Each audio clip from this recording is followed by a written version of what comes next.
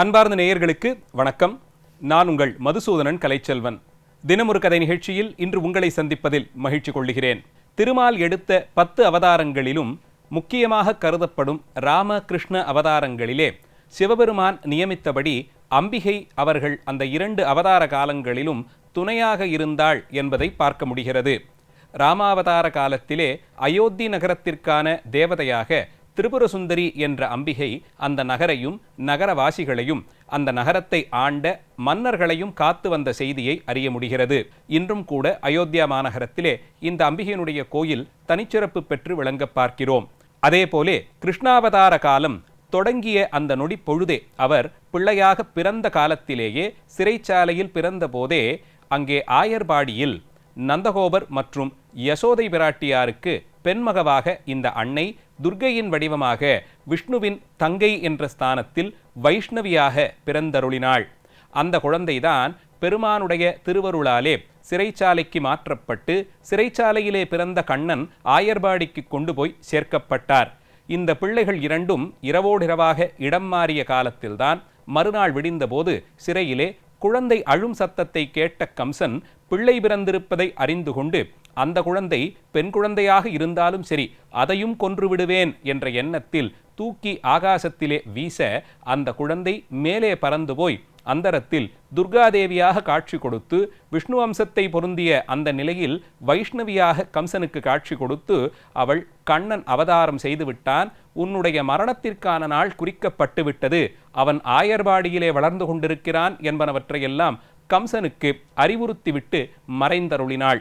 இந்த அன்னை பூலோகத்திலே இப்படி துர்க்கையாக காட்சி கொடுத்த காரணத்தால்தான் சில தொன்மையான வைணவ ஆலயங்களில் பரிவாரத்திலே கர்ப்பகிரகத்தை வலமாக வரும்போது துர்க்கைக்கு ஒரு சன்னதி ஏற்பட்டிருப்பதை பார்க்கிறோம். கண்ணனோடு உடன் பிறந்தவளாக கருதப்படுவதால் தான் இந்த அன்னையினுடைய சிறப்பை வைஷ்ணவியாக பாவித்து நாம் பூஜித்து வருகிறோம். இப்படி காட்சி தந்த அந்த அன்னை வருங்காலத்திலே மக்கள் தம்மை வந்து வழிபட வேண்டி பலாயிரம் இடங்களிலே கோயில் கொண்டெழுந்தருளினாள் என்று பார்க்கப்படுகிறது. சக்தி பீடங்களாக அதில் இருக்கக்கூடிய தலங்கள் ஒவ்வொன்றிலும் அன்னையினுடைய சாநித்தியம் இன்று வரை தன்னை நாடி வரும் அன்பர்களுக்கு வரம் வழங்கக்கூடிய தன்மையால் அறிந்து கொள்ளப்படுகிறது. இந்த அன்னை தமிழகத்திலே ஆரணி நதியாக அறியப்படும் புனித நதியின் கரையிலே ஒரு வேப்பமர நிழலில் சுயம்புமூர்த்தமாக எழுந்தருளி தன்னை சுற்றி ஒரு புற்று வளர்ந்து கொண்டிருக்கும்படியாக ஒரு நிலையை ஏற்படுத்தி கொண்டாள். அந்த இடத்தில் அன்னை எழுந்துருளுவதற்கு முன்பாகவே ரேணுகாதேவியினுடைய சாநித்தியம் சுயம்புமூர்த்தமாக ஒரு வடிவில் குடிகொண்டிருந்ததாக அறியப்படுகிறது. இப்படி அன்னை வைஷ்ணவி அம்சம் பொருந்திய பவானியாகவும் ரேணுகாதேவியோடு உடனிருந்து அருளக்கூடிய திருத்தலம்தான் தமிழகத்தில் மிகவும் பிரபலமான சக்தி வழிபாட்டு தலங்களிலே ஒன்றாய் விளங்கக்கூடிய பெரியபாளையம். பண்டைய அரசர்கள் ஆட்சியிலே பாளையங்களாக பிரிக்கப்பட்டிருந்த ஒரு பகுதியில் பெரியபாளையமாக ராஜதானி போலே விளங்கிய பகுதியில் அமைதியான சூழலில் ஆற்றங்கரை ஓரத்தில் வேப்பமரத்தை தனக்கு நிழலாக கொண்டு அன்னை குடியேறினாள். தன்னை சுற்றி ஒரு பாம்பு புற்று வளரும்படியான நியமனம். இதற்கிடையே அந்த வழியே வணிகர்கள் அதிகம் சென்று வருவது, அந்த தடத்திலே அவர்கள் சில நேரங்களில் இளைப்பாறுவதற்காக தங்குவதெல்லாம் நடக்கும். அப்படி ஒரு வளையல் வியாபாரி அந்த பகுதியிலே இளைப்பாற வந்து தங்கி சற்று உறங்கியும் போனார். அவர் கனவிலே தோன்றிய அம்பிகை அந்த புற்றினுள்ளே தான் இருப்பதையும் அந்த புற்றை நீக்கிவிட்டு பார்த்தால் சுயம்பு வடிவமாகத்தான் காட்சி தருவதையும் வலியுறுத்தினாள். இவரும் அதை அறிந்து கொண்டு அருகிலிருந்த மக்களையெல்லாம் ஒன்று திரட்டி எல்லோரும் காண அந்த புற்றை நீக்கி அன்னையை வெள்ளி கொண்டு வருவதற்கான முயற்சியிலே ஈடுபட்டார்கள். அப்போது அந்த புற்றை நீக்கிய போது அதிலிருந்து இரத்தம் கசியத் தொடங்கியது. பார்த்த மக்கள் எல்லாம் பயந்து போனார்கள். சிறுகச் சிறுக அந்த புற்றை பாலை விட்டு கரைத்து நீக்கி பார்த்த பிறகுதான் அன்னை 4 திருக்கரங்களோடு அழகு ததும்பும் முகத்தோடு வரம்மருளும் தேவியாக காட்சி தருகிறாள். மேலிரு கரங்களிலே விஷ்ணு அம்சத்தோடு கூடிய சங்கு சக்கரம் ஏந்தியும், கீழ் வலது கரம் அபயம் தரும் நிலையிலே ஆயுதங்கள் ஏந்தியும், கீழ் இடது கரத்தில் அமிர்த கலசம் ஒன்றை ஏந்தியும் அன்னை காட்சி தந்தாள். 4 திருக்கரங்களில் அஸ்திரங்களோடு காட்சி தந்த இந்த அன்னை வைஷ்ணவியாக விஷ்ணு துர்க்கையாக கண்ணனோடு உடன் பிறந்தவளாக அறியப்படுவதால் அந்த சன்னதியிலேயே அன்னைக்கருகிலே கண்ணனையும் ஒரு சிறு விக்கிரக வடிவத்திலே வைத்து வழிபட்டு வருகிறார்கள். பெரியபாளையம் என்றின்றைக்கு பிரபலமாக அறியப்படும் இந்த திருத்தலத்தில் அன்னை எல்லோரும் காண புற்றிலிருந்து புறப்பட்டு வந்து சுயம்பு மூர்த்தமாக காட்சி தந்த பவானியாக அறியப்படுகிறாள்.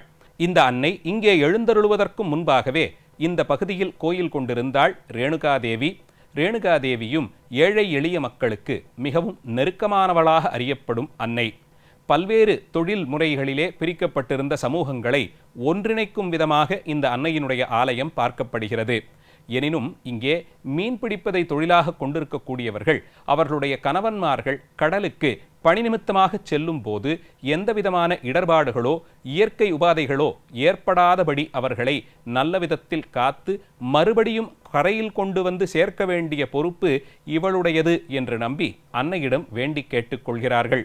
அன்னையின் அருளாலே இந்த பகுதிகளில் வாழ்ந்தவர்கள் எல்லோரும் நல்ல செல்வச் செழிப்போடு இருப்பதை இன்றும் பார்க்க முடியும்.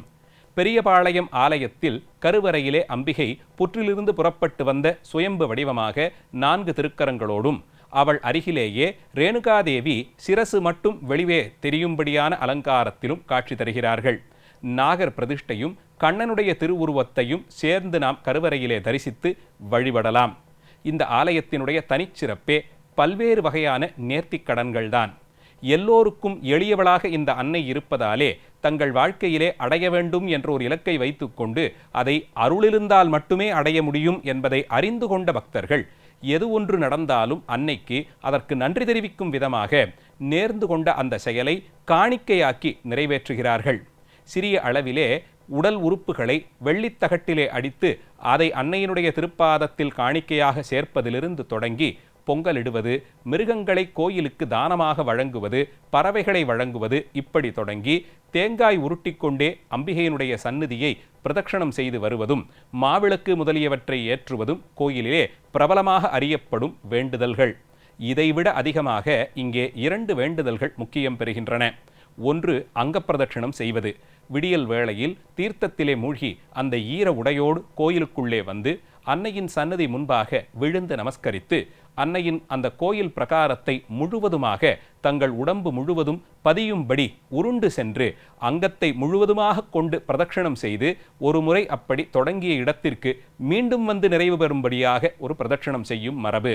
கோயிலுக்கு வரக்கூடிய பல லட்சம் அடியார்கள் அவர்கள் பாததூளி நம்மேல் படும்படியாக நடந்து செல்வதை காட்டிலும் அதிலே விழுந்து வணங்கியபடியே சென்று வந்தால் அடியார்களுடைய காலடியில் பட்ட மண் நம்பேரில் படுவதாலே ஆணவம் முதலிய குணங்கள் அழியப்படுவதும் நாம் அன்னையின் முன்பாக நம்முடைய எளிமையை காண்பித்து கொண்டு நிற்பதாகவும் இருப்பதை இதை வெளிப்படுத்துவதாகத்தான் இந்த நேர்த்திக்கடன் இருக்க பார்க்கிறோம்.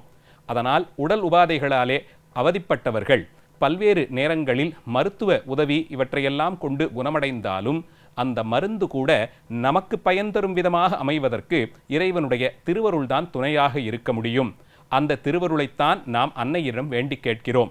அது அதிசயமாகவோ அற்புதமாகவோ நமக்கு பயன் தரும் விதமான மருந்தும் சரியான நேரத்தில் கிடைத்து சரியான மருத்துவராலே அது கொடுக்கப்பட்டு நாம் உடல்நிலை தேறி வந்தால் மரணத்தின் வாயில் வரையில் சென்று பிழைத்து வந்தவர்களாக அறியப்படுபவர்கள் இதற்கெல்லாம் அன்னையின் திருவருள்தான் துணையாக இருந்தது என்பதை அறிந்து கொண்டு இதுபோன்ற நேர்த்திக்கடன்களிலே ஈடுபடுவார்கள்.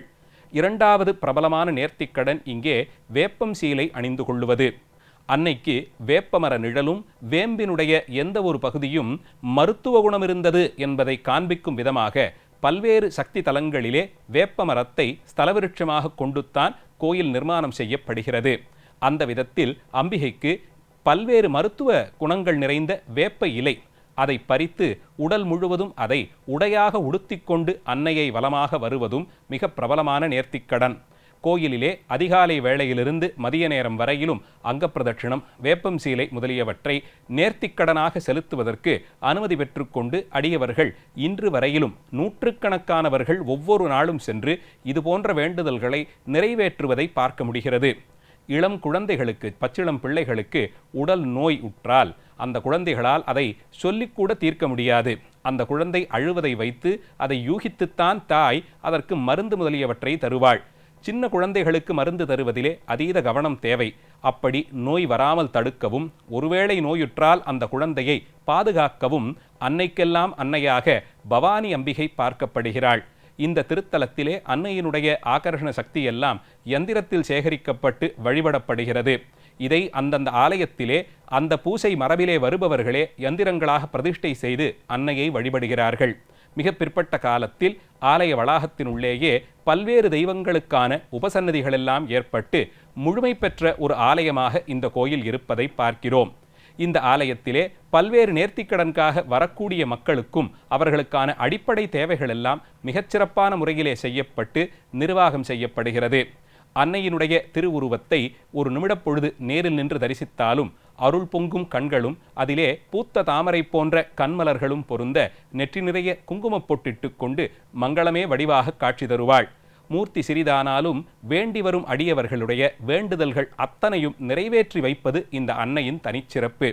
கையிலே ஏந்தி இருக்கக்கூடிய சங்கு, சக்கரம், குருவாள், அமிர்த கலசம் முதலிய அஸ்திரங்கள் அடியவர்களை சுற்றி வரக்கூடிய இடையூறுகளிலிருந்து அவர்களை காக்கக்கூடிய அஸ்திரங்களாக இருக்க பார்க்கிறோம். இடது கீழ்க்கரத்திலே அமிர்த கலசத்தை ஏந்தி இருப்பதாலே எந்தவிதமான நோய் நொடியும் இந்த அன்னையின் பக்தர்களை அண்டாது என்றும், ஒருவேளை நோய் பற்றினாலும் இவளுடைய திருவருளாலே அதிலிருந்து விரைவாகவே குணமடையலாம் என்றும் நம்புவார்கள். இரவு வேளையில் இந்த ஆலய வளாகத்திலே தங்கி விடிந்தபோது ஆற்றில் குளித்து இந்த அன்னையை அங்கப்பிரதட்சணம் செய்து வழிபட்டு அவளுக்கே உரிய தோத்திரங்களை பாடி துதித்து கொண்டாடும் அடியவர்கள் வேண்டிய வரங்கள் யாவற்றையும் அன்னை தீர்த்து தருபவளாக வழங்கி அவர்களை நல்ல நிலைக்கு உயர்த்துபவளாக பார்க்கப்படுகிறாள். கண்ணனோடு உடன் பிறந்தவள் என்பதாலே கிருஷ்ணனுடைய குணங்கள் இவளிடம் நிரம்பி இருக்க பார்க்கிறோம். கண்ணனுடைய குணமே தன்னை அடைந்தவர்கள், தன்னை நம்பி வந்தவர்களுக்காக வேண்டி எல்லாவற்றையும் தானே எடுத்துக்கொண்டு செயல்படுத்துவது. இதை பஞ்சபாண்டவர்கள் விஷயத்தில் மகாபாரதத்திலே கண்ணன் செய்ததிலிருந்து அறிந்து கொள்ளலாம். அவன் உடன் பிறந்தவர்களாக இருப்பதாலே கிருஷ்ண சோதரி என்று அழைக்கப்படுவதாலே இந்த அம்பிகையும் தன்னை நாடி வந்த அன்பர்களுடைய வலுவை தானே சுமந்து அவர்களுக்கானவற்றையெல்லாம் தானே செய்து கொடுப்பது, எந்த ஒரு சூழலிலும் தன்னை வேண்டி நின்றவர்களை, தன்னை பற்றி கொண்டவர்களை கைவிடாத தத்துவமாக பார்க்கப்படுகிறாள். இந்த குணத்தால் பலாயிரம் மக்களும் ஈர்க்கப்பட்டு ஏழை எளிய மக்களும் பாமரர்களும் கூட இந்த அன்னையை தங்களின் நம்பிக்கைக்குரியவளாக ஏற்று இவளுக்கு வேண்டியவற்றையெல்லாம் காணிக்கையாக்கி அவளிடமிருந்து அருளை பெற்று செல்கிறார்கள். ஆடி மாதம் வந்துவிட்டால் ஒவ்வொரு வாரமும் வெள்ளிக்கிழமை தொடக்கி சனி ஞாயிற்றுக்கிழமை வரையிலும் 3 நாட்களும் வார இறுதியிலே 8வது வெள்ளிக்கிழமை, 9வது வெள்ளிக்கிழமை, சிலர் 11வது வெள்ளிக்கிழமை வரையிலும் இந்த அன்னையை வந்து வழிபடுவதை வழக்கமாக கொண்டிருந்திருக்கிறார்கள். இன்றைக்கும் கூட இந்த ஆலயத்தில் நேர்த்திக்கடன்கள் நடந்து கொண்டே இருப்பதை பார்க்க முடிகிறது. ஒவ்வொரு வெள்ளிக்கிழமையிலும் பலாயிரம் அடியவர்கள் பொங்கலிடுவதும், அன்னையை அங்கப்பிரதட்சணம் செய்து வழிபடுவதும், வேப்பஞ்சீலை அணிந்து காணிக்கை செலுத்துவதும் இந்த ஆலயத்தின் தனித்துவம். அருள் வழங்குவதில் கண்ணனுக்கு ஈடானவளாக அறியப்படும் பவானி அம்பிகை மதுராபட்டணத்திலே கம்சனுடைய சிறைச்சாலையில் அவனுக்கு காட்சி கொடுத்த அந்த அன்னை இங்கே நம்மை காக்க வேண்டி அடியவர்கள் எளிமையாக தன்னை வந்து அடையும்படியாக பெரியபாளையமாகிற இந்த புனித நகரத்தில் அழகான ஆற்றங்கரை ஓரத்திலே அற்புதமாக அமைந்த ஆலயத்தில் காட்சி தருகிறாள். அன்னையினுடைய அருளை பெற்று நாமும் உய்வோம். இன்றைக்கு பெரியபாளையம் பவானியம்மனுடைய ஆலய சிறப்புகளை கேட்டு ரசித்தோம். நாளைய தினம் மீண்டும் ஒரு கதையோடு உங்களை வந்து சந்திக்கிறேன். நன்றி, வணக்கம்.